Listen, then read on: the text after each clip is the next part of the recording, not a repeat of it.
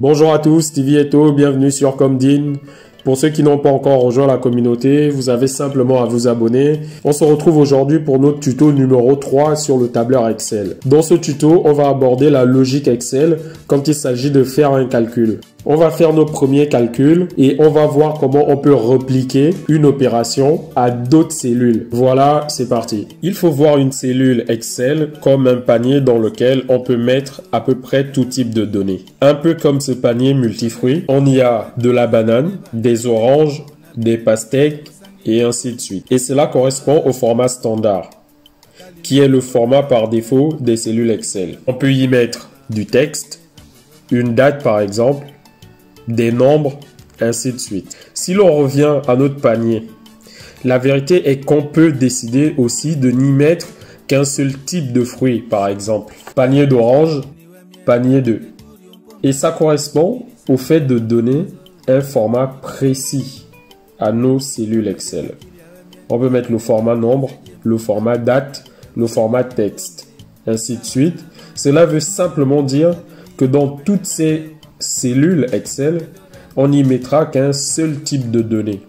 Si ce sont des cellules au format nombre, on n'y mettra que des nombres. Si ce sont des cellules au format date, on n'aura que des dates et ainsi de suite.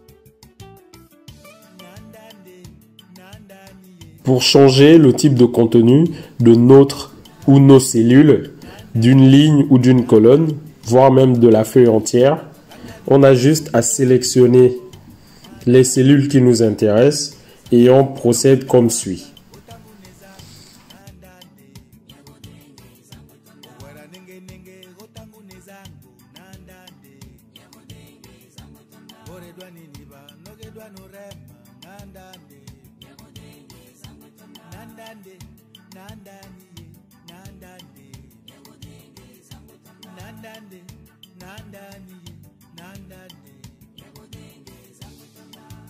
Dans cette partie, on va vraiment commencer à utiliser Excel comme un tableur. C'est-à-dire qu'on va faire quelques calculs simples pour le moment. D'abord avec une approche calculatrice et ensuite avec une approche tableur. En mode calculatrice, c'est-à-dire qu'on va se servir d'une cellule pour faire des calculs. Voilà une opération simple pour vous faire comprendre. On va faire 400 plus 50. Ça ne marche pas. Et c'est normal. En fait, contrairement à une calculatrice classique, on a besoin de dire au tableur qu'on veut faire une opération. Et la façon de le dire est de commencer avec le symbole égal. Maintenant, si on recommence, vous allez voir que ça marche parfaitement bien.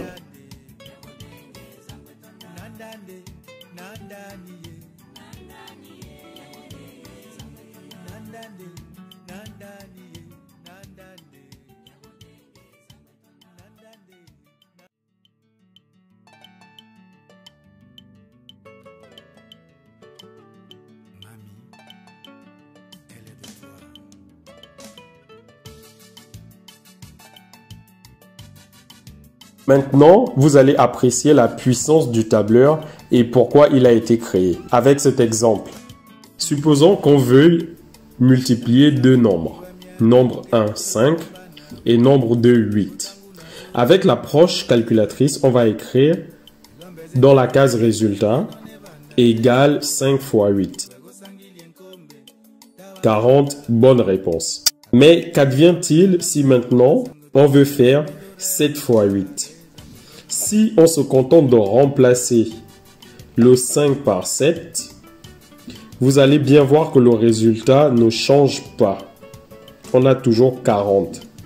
En réalité, pour avoir la bonne réponse, on doit reprendre l'opération à 0. C'est-à-dire écrire dans la case résultat égale 7 fois 8. Voilà le problème. Place à l'approche tableur. Souvenez-vous, je vous ai demandé de voir les cellules Excel comme des paniers. Et on va faire nos opérations avec ces paniers justement.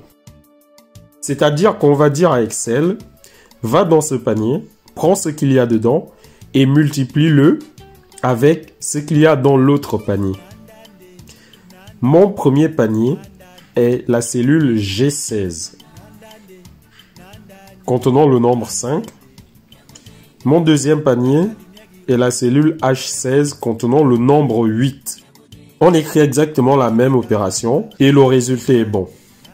Maintenant, si on change ce qu'on a dans un panier, vous voyez que le résultat s'actualise. Merci Dan. Une autre chose très intéressante avec le tableur est la possibilité d'étendre une opération à d'autres cellules. Pour vous le montrer clairement, on va encore se servir du mode calculatrice versus tableur. Maintenant, nous avons plusieurs nombres dans chaque colonne. Multiplions ces nombres comme fait précédemment. Avec le mode calculatrice, on va écrire égale 11 fois 10. Et voilà ce qui se passe. Si on étend cette opération aux autres nombres, on a le même résultat qui s'affiche partout. En mode tableur, on multiplie le contenu de nos deux paniers et on étend l'opération aux autres paniers. Comme vous pouvez le voir, les résultats ne sont pas les mêmes. Excel est passé de panier en panier en multipliant leur contenu de proche en proche. Pas mal, hein? Et la modification d'une valeur actualise automatiquement le résultat. Encore merci Dan. Mais avant de se quitter, une dernière petite chose. Si vous cliquez 2 fois de suite dans la case résultat de n'importe quelle opération de notre tableau, Excel vous indiquera avec différentes couleurs les paniers dans lesquels il a pioché pour faire son opération. C'est la fin de ce tuto et on va se dire à très bientôt pour le prochain. Et n'oubliez pas, si vous n'êtes pas encore abonné à la chaîne, vous pouvez toujours le faire en cliquant sur abonner et en activant la petite cloche pour être alerté lorsqu'on poste un nouveau tuto. Ciao!